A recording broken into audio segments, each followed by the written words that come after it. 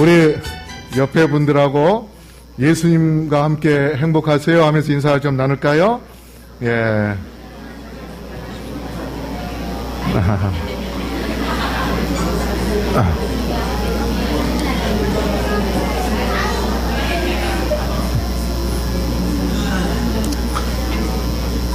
네, 오늘 여러분에게 말씀을 드리려고 하는 제목은 온 땅이 이상히 여겨라는 제목으로 말씀을 드려 합니다.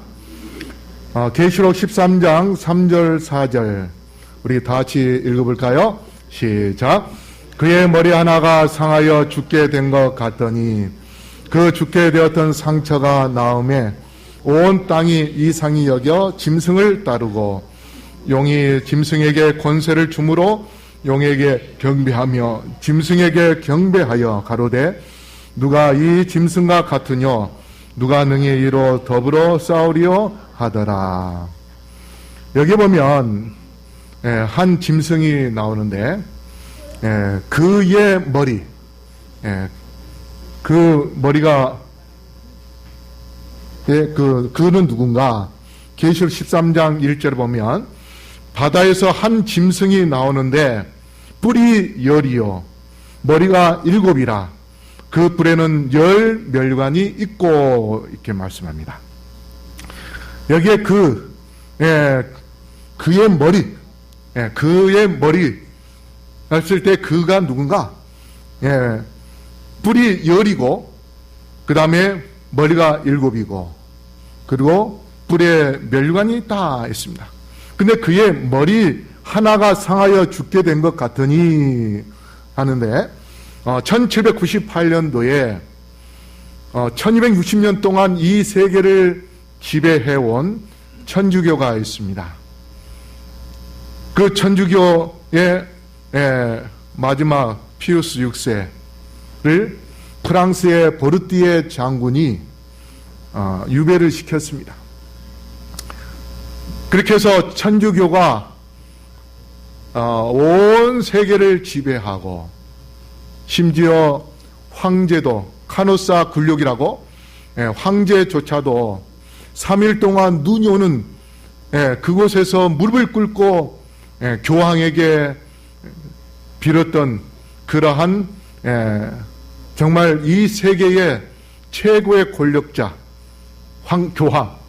그런데 그 교황이 나폴레옹의 수하 장군 보르띠에 장군에 의하여 유배를 당하게 됩니다. 그래서 그 머리 하나가 상하게 죽게 된다. 죽게 된 것 같았는데 이 말씀이 창세기 3장 15절을 보면 여자의 후손은 너의 머리를 상하게 할 것이요.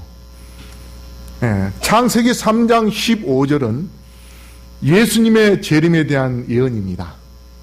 그래서 예수님이 이 땅에 오셔서 뱀의 머리를 상하게 할 것이다. 근데 뱀은 누구라고 했어요? 옛뱀 곧 마귀라고도 하고 사단이라고 하는 자, 온 세계를 꿰는 자, 바로 하나님께서 마귀를 마지막 때는 완전히 심판하게 되어서 이 세상이 이제 더 이상 마귀가 존재할 수 없는 그러한 세상이 옵니다.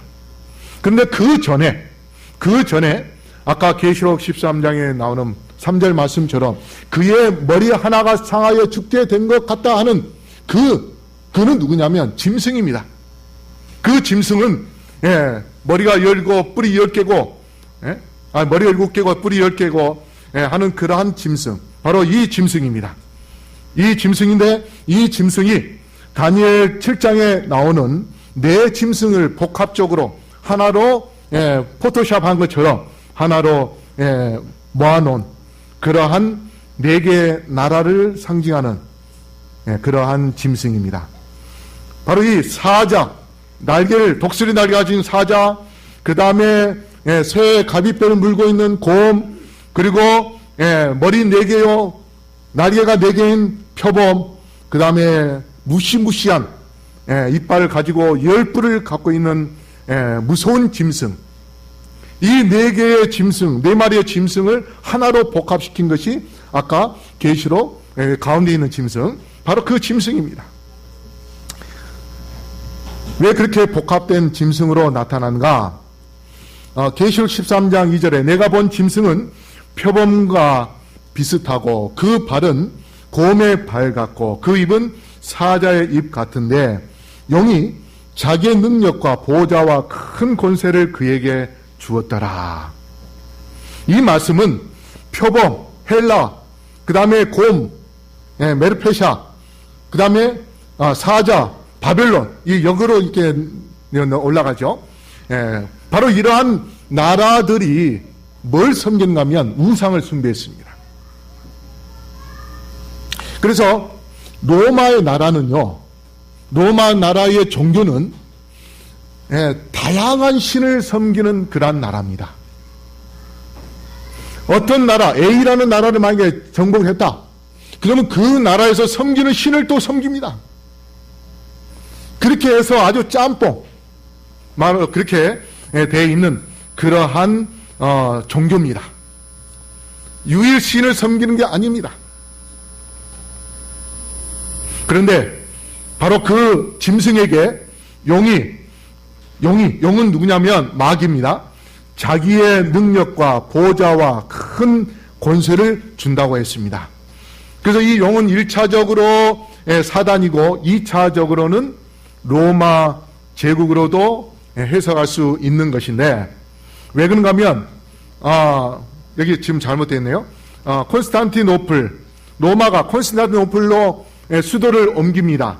그 수도를 옮기는데 그때에 이제 로마가 시가 비게 되었어요. 그래서 로마 교회 감독에게 너가 이 로마를 통치해라.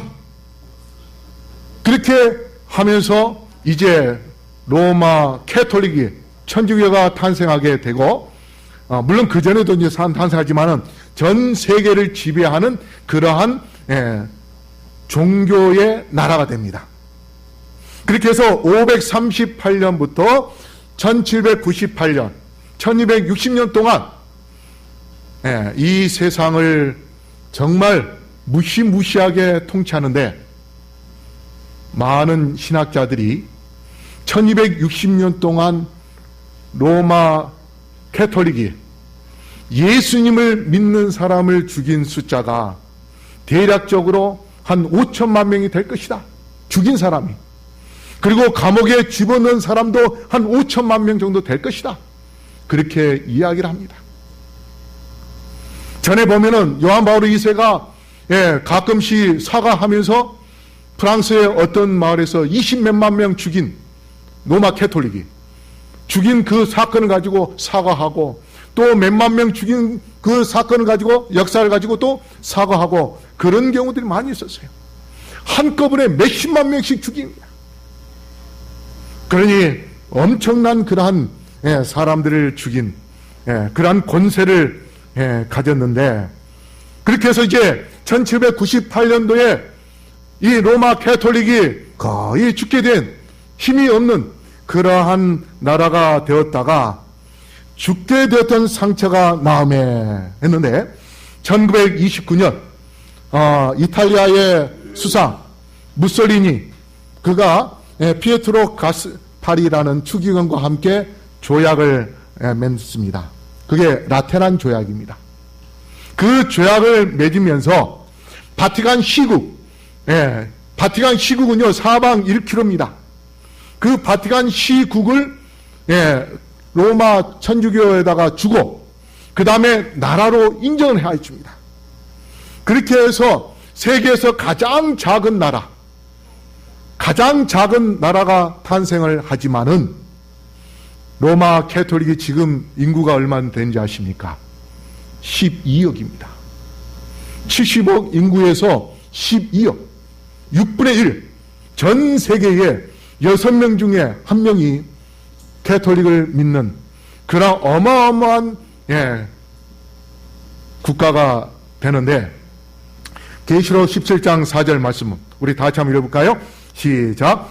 그 여자는 자줏빛과 붉은빛 옷을 입고 금과 보석과 진주로 꾸미고 손에 금잔을 가졌는데 가증한 물건과 그의 음행에 더러운 것들이 가득하더라. 여러분, 추기경이라는 말이 무슨 의미인지 아십니까? 붉은색이라는 뜻입니다. 그래서 이 로마 캐톨릭의 교황이, 지금 프란체스코 교황인데요, 그 교황이 붉은 옷도 입었고 자주 옷도 입었습니다.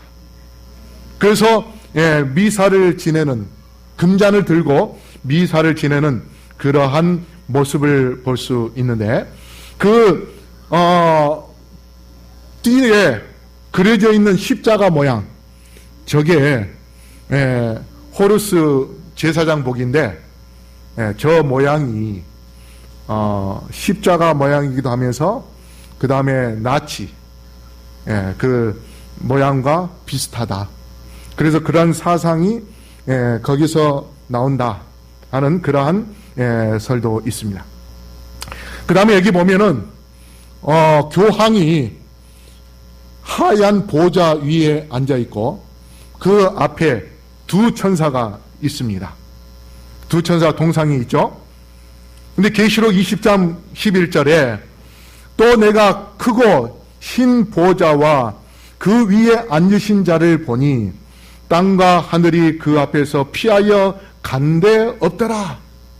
누구에 대하여 말씀하신 건가 하면 바로 예수님에 대하여 말씀하신 겁니다.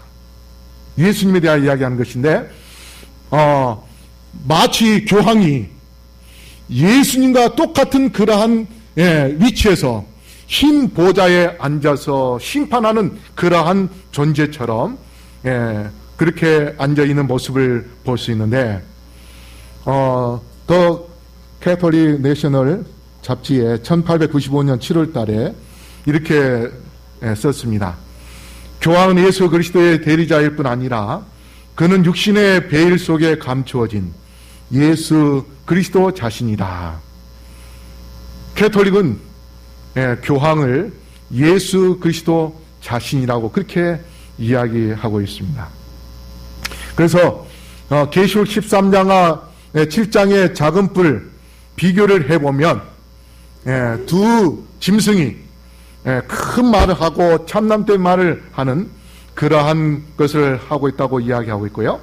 계시록 13장 6절에 하나님의 믿는 백성들을 회방하고 그 다음에 7절에 그들을 괴롭히고 죽이고 하는 그러한 것, 그 다음에 42달 동안 권세를 갖고서 하나님을 믿는 백성들을 괴롭히는 그러한 그 말씀과 다니엘 7장에 나오는 작은 뿔과 똑같이 그렇게 행하는데, 이 천주교가 왜 한국에 왔는가? 거기에 매스컴을 보면은 다른 일정들은 베네딕토 16세가 정한 것에 의하여 움직였지만 한국에 온 것은 프란체스코 교황이 자기가 스스로 결정해서 처음으로 온 나라다, 그렇게 이야기합니다. 그래서 이 한국에 온 이유가 뭐냐면, 여기 한번 보십시오. 1920년에 우리 인구 비례에서, 그 당시에 인구가 얼마 정도 될까요? 한 2,500만 명? 그 정도 됐을 겁니다. 거기에 2%였습니다. 2%면 몇 명일까요? 한 50만 명. 그런데 지금 현재는 인구 5천만 명에 11%. 그러면 얼마 될까요? 550만. 몇 배나 올라갔습니까? 교인 숫자가 11배나 증가됐습니다. 비율적으로 볼 때는 5배지만은 숫자적으로 볼 때는 11배나 천주교가 증가됐습니다. 교인이. 그 다음에 사제가 4,261명. 사제가. 그런데 프란체스코 교황이 한국에 더 관심을 갖는 이유가 뭔가 하면, 유럽은 잘 살면 성당에 오지를 않는다는 것입니다. 교인 숫자가 많이 줄어들어요. 그러니까 교회에 오긴 오는데 1년에 한두 번 그렇게 교회 성당에 가는데, 한국의 교회만은 완전히 반대로 오히려 더 부유층이 천주교에 많이 들어오고, 그 다음에 오히려 또 청년들도 많이 들어오고, 그 다음에 더 열정적으로 성당에 참여한다는 것입니다. 여러분 이렇게 보면, 매스컴에 보면, 인터넷에나 이렇게 보면 유명한 연예인들, 유명한 탤런트 영화배우, 그 다음에 예술가, 그런 사람들이 지금 뭐 합니까? 교황에게 오늘 지금 하죠. 10억씩. 근데 그 사람들이 교황에게 바치는 노래를 부르고 교황이 오기를 간절히 소망하고 찬양하는 그러한 모습을 볼 수 있습니다. 그런데 무엇보다도 여러분이 잘 아시듯이 박근혜 대통령이 서울공항에 직접 나가서 교황을 맞이했는데, 이게 박근혜 대통령이 대통령 취임하고서 오바마 대통령도 오고 시진핑도 오고 유명한 정상들이 왔지만 나가서 직접 맞이한 적이 없었는데, 교황에게 처음으로 나가서 직접 맞이하는 그러한 것을 행한 것을 볼 때에 참으로 이 교황이 얼마나 권세가 강하고 엄청난 그러한 존재로 취급해서 그렇게 하는지 우리가 알 수 있습니다. 근데 어제 제가 이제 듣지는 못했지만 섬 장로님이 우리 이 나라의 문제를 갖고 성모 마리아님께 기도 올린다 하는 그러한 이야기를 들었다는 이야기를 제가 들었습니다. 그 이유는 뭐냐면, 왜 성모 마리아에게 기도하느냐? 가나 혼인 잔치에서 예수님의 엄마 마리아가 그 집에 이제 포도주가 다 떨어지니까 그 집을 위하여 친척 집으로 해서 물을 갖다가 붓게 하고 그 다음에 예수님에게 이야기합니다. 주여, 여기 이 물을 포도즙으로 만들어 달라고. 그렇게 했을 때 예수님이 그의 이야기를 들어줘서 물을 포도즙으로 만듭니다. 그래서 성모 마리아한테 기도한 이유는 바로 가나의 혼인잔치에서 마리아의 그 말을 들어줬던 예수님, 그 모습을 볼 때에 우리가 성모 마리아에게 기도하면 성모 마리아가 예수님의 옆에서 예수님, 저기 용산교회에 선병학 장로가 지금 기도합니다. 그 사람 지금 차가 필요하다고 하는데 예수님, 그 사람의 기도를 들어서 차를 하나 주십시오. 이렇게 한다는 거예요. 근데 성경에 예수님께서 그렇게 기도하라고 했습니까? 주기도문에 뭐라고 말씀했습니까? 우리가 기도할 때 예수님의 이름으로 기도하지 않습니까? 마리아는 죽어서 땅에 묻혀 있습니다. 아무것도 모릅니다. 아무것도 모르는 존재에게 기도한다는 것은 무의미한 것입니다. 그런데 이 성모를 숭배하는 사상이 어디서 오는지 아십니까? 그게 바로 바벨론에서 옵니다. 니므롯이 바벨탑을 쌓고 난 다음에 하나님께서 혼잡하게 했을 때, 바벨 만들었을 때에 죽었습니다. 근데 그 뱃속에 유복자가 있었는데 그 니므롯의 부인이 세미라미스인데 그 세미라미스가 자기의 유복자가 태어날 때에 니므롯이 다시 환생했다. 그렇게 해서 신격화 해가지고 신의 아들로 섬기게 하고, 자기 아들이 신의 아들이면 자기는 뭡니까? 신의 엄마가 되는 거예요. 그래서 신의 엄마로 섬기는 그 사상이 쭉 내려오면서 로마에서는 저쪽에 그 에베소 교회는 아데미 신을 섬기고, 그 다음에 중국, 그 다음에 인도 각 나라 보면은 신의 어머니들이 있는 그런 우상들이 많이 있습니다. 그러다가 성모 마리아를 예수님의 엄마이기 때문에 그를 신격화하고 그를 섬기는 거예요. 그래서 천주교에서는요, 만약에 위에 예수님이 계시고 마리아가 있으면 처음에 예수님께 올라가는 사다리가 있는데 교인이 그 위로 올라가요. 올라가다가 예수님의 모습이 무서우니까 다시 내려와서 인자한 성모 마리아에게 사다리로 올라가서 성모 마리아에게 자기의 소원을 이야기한다. 그래서 예수님을 아기 예수로, 그 다음에 성모를 더 크게 해서 마리아를 숭배하는 그러한 모습을 우리가 볼 수 있는데, 이번에 교황이 우리나라에 와서 강조하는 것은 평화와 화해입니다.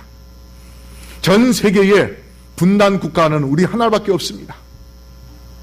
그리고 공산 국가에도 아주 무시무시한 그러한 정치를 하고 있는 나라가 북한밖에 없습니다. 여러분, 이제 쿠바도 어떻습니까?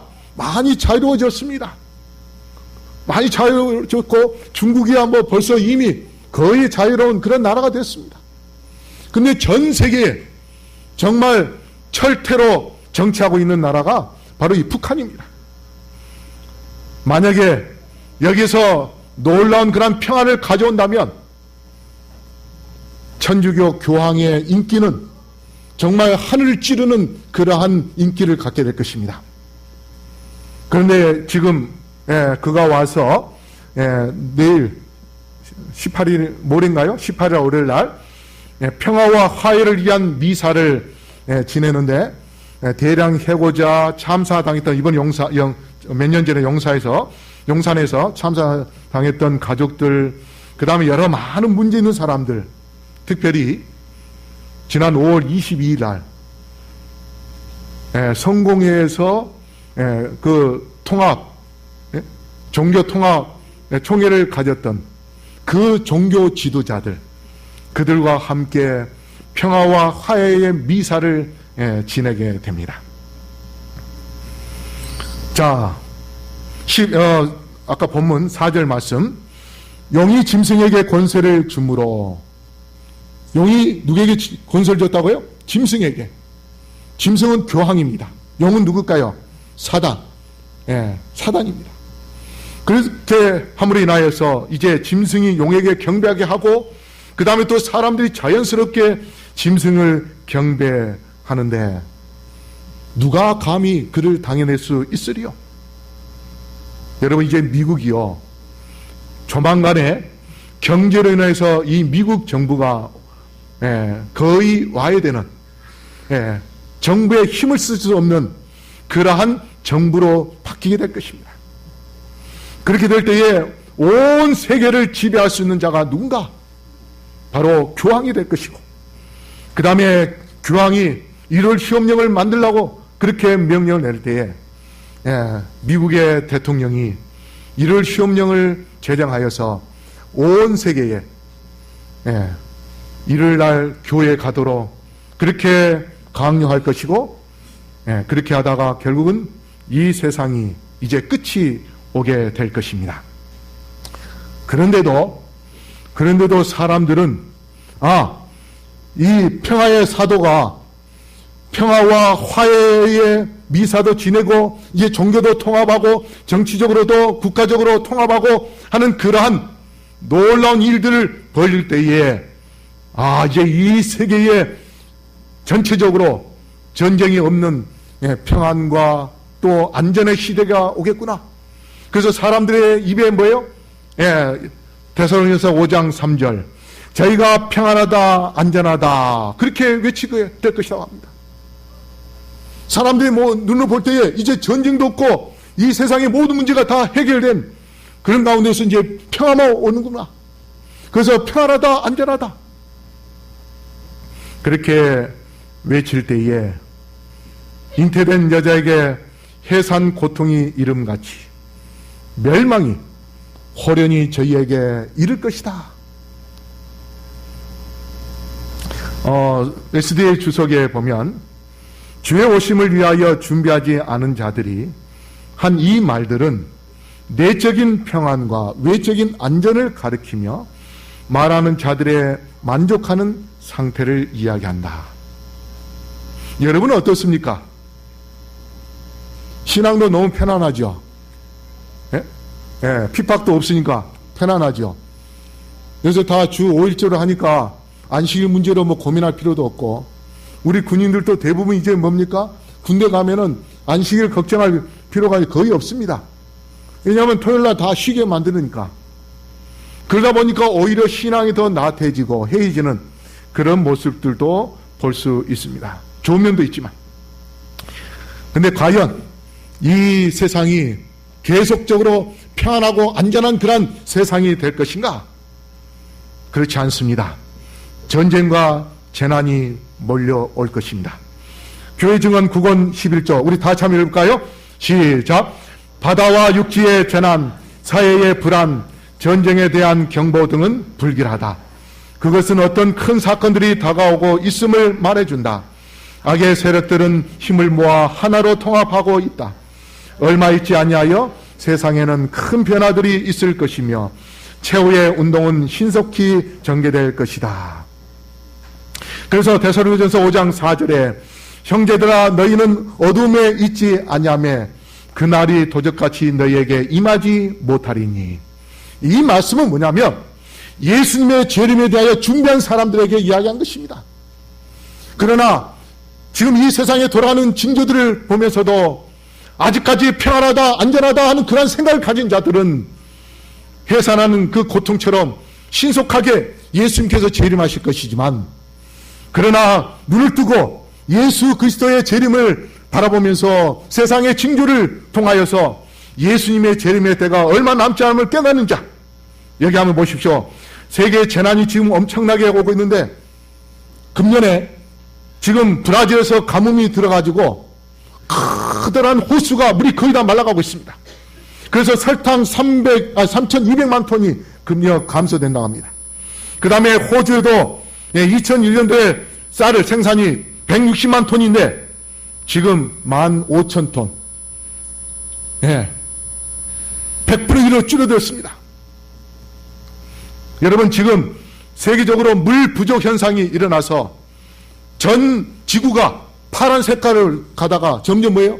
물이 줄어들고, 그 다음에 세 번째는 뭐예요? 물이 많이 줄어드는, 이렇게 됐을 때에 식량의 가격이, 이게 오른쪽에 있는 그래픽이 금년도 가격입니다. 세계 식량 가격이 엄청나게 치솟는 그러한 모습을 지난 3월 달에 그 지수입니다. 그리고 2008년도에 파키스탄에서 무슨 일이 있었습니까? 폭동이 일어났습니다. 먹을 거 달라고. 하이픈의 글 마라나타 174쪽에 이 세상 역사의 마지막 장면들 가운데서 전쟁이 맹위를 떨칠 것이다. 전염병과 재난과 기근이 있을 것이다. 우리는 그 속에서 당신을 사랑하는 사람들 위해 준비하시고자 하신 하늘집을 위해 준비해야 한다. 거기에는 세상에 다툼이 없고 안식이 있다. 우리가 잠깐 눈의 속임에 안전하다 평안하다 그렇게 외치는 그러한 사람들은 예수님의 재림을 올바로 준비하지 못하고 해이해지다가 결국은 주님의 재림을 맞이하지 못하는 그러한 불쌍한 영혼이 되지만, 그러나 우리가 이 세상에 되어져가는 징조를 통하여서 철저하게 준비하는 자, 그러한 자들, 그들은 하나님의 발자국 소리를 듣게 될 것입니다. 복음전도 219쪽 다 참여 해볼까요? 시작. 우리 앞에 전개되는 사건들을 얘기할 때에 저들의 맥박이 보다 더 빨리 뛰지 않는 그리스도인들이 있는가? 주님께서는 오시고 있다. 우리는 가까이 오는 하나님의 발자국 소리를 듣는다. 여러분, 예수님의 재림의 광경을 통하여서, 징조를 통하여서 여러분의 가슴이 지금 뛰고 있는 그러한 느낌을 갖고 있습니까? 여러분이 이 세상에 되어져가는 그러한 재난과 재앙들을 통해서 예수님의 재림이 얼마 남지 않았다, 두려운 마음을 갖고 가슴이 둥당둥당 뛰는 그러한 소리를 듣는다면 그 사람은 깨어있는 사람입니다. 그러나 그렇지 못한 자는 하나님의 발자국 소리가 이 지구를 울려 퍼지고 정말 이 지구에서 온 세상에서 정말 요동치고 번개치듯이 그런 엄청난 소리를 내는데도 그 발자국 소리를 듣지 못한다면 예수님의 재림을 결코 맞이할 수 없게 될 것입니다. 그러므로 데살로니가서 5장 6절 말씀 우리 같이 읽어볼까요? 시작. 그러므로 우리는 다른 이들과 같이 자지 말고 오직 깨어 근신할지니라. 여기 말씀처럼 깨어 근신하여 예수님의 재림을 준비하는 우리 모든 성도님들 되기를 이 시간에 간절히 바라겠습니다. 그렇게 함으로 예수님을 그리워하고 십자가 예수님을 바라보면서 우리가 예수님의 놀라운 은혜를 생각하면서 하늘나라를 가고자 하는 그러한 마음으로 살아갈 때는 분명 예수님의 재림이 아주 가까이 있음을 깨닫게 될 것이고 예수님의 재림을 맞이하게 될 텐데, 복음 264쪽에 십자가의 기별을 전하는 자는 항상 깨어 경성함과 기도로서 주장하고 믿음과 용기를 가지고 앞으로 나아가 항상 예수님의 이름으로 일해야 한다. 그리고 환난의 시대가 눈앞에 임박하였으므로 그들의 인도자이신 예수님을 굳게 신뢰하여야 한다. 우리 성도 여러분, 지금 교황이 우리 한국에 왔을 때에 온 세계가 이상히 여기는, 특히 우리나라가 더 이상히 여기는 그러한 모습을 보고 있습니다. 바로 우리 곁에서 지금 현재 교황이 시복식을 통하여서 참으로 엄청난 일을 하고 있습니다. 아마 몇 년 뒤에 이 나라의 천주교 교인이 몇십만, 얼마 더 늘어날지 알 수 없지만 이 효과는 엄청난 그런 효과를 가져오게 될 것입니다. 그렇게 되면 이제 이 나라의 정권은 천주교 앞에서 힘을 쓸 수 없는 그러한 무력한 그런 날이 분명히 올 것입니다.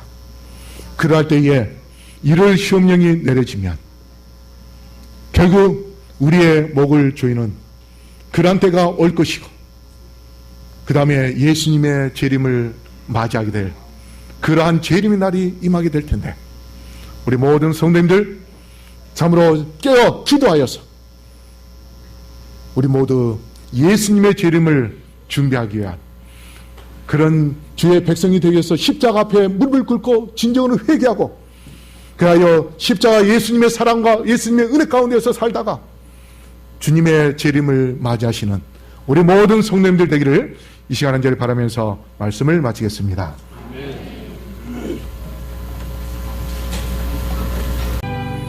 사랑의 아버지 하나님, 주의 전전에 나오게 하시고 또 주님께 드릴 헌물을 가져올 수 있도록 인도해 주셔서 감사합니다. 들어진 모든 손길에 축복하시고 가정가정에 평안을 누릴 수 있도록 도와주시며 하나님의 풍성한 은혜를 통하여서 더욱 행복하고 또 하늘 번영을 사모하게 할 수 있도록 인도해 주시옵소서.